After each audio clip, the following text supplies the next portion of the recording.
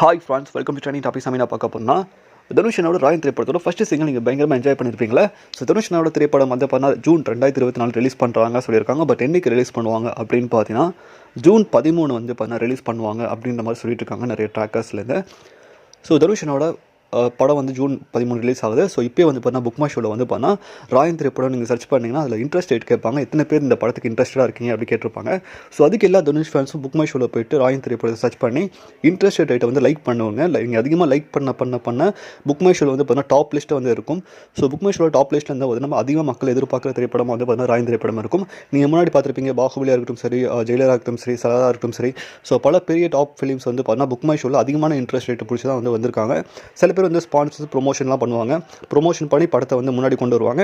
நம்ம தனுஷ் படத்தை வந்து தனுஷ் ஃபேன்ஸே ப்ரொமோஷன் பண்ணி மாஸ் பண்ணுவாங்க. ஸோ கன்ஃபார்மாக எல்லா தனுஷ் ஃபேன்ஸ் இதை பார்த்தீங்கன்னா ஷேர் பண்ணுங்கள். தனுஷனோட ராயன் திரைப்படத்துக்கு வந்து பார்த்தா புக் மை ஷோவில் வந்து இன்ட்ரெஸ்ட் ரேட்டில் வந்து லைக் பண்ணுங்கள். இதை பற்றி உங்களுக்கு வந்து கீழே கமெண்ட் பண்ணுங்கள். நீங்கள் எந்தளவுக்கு எதிர்பார்ப்பாக இருக்கீங்க தனுஷனோட ராயன் திரைப்படம் தேட்டரில் பார்க்க, தனுஷனோட டேரக்ஷனில். மேலும் சேனல் லைக் பண்ணுங்கள், ஷேர் பண்ணுங்கள், சப்ஸ்கிரைப் பண்ணுங்கள், மறக்காம பெல் ஐகான் லைக் பண்ணுங்கள். மகிழ்ச்சி.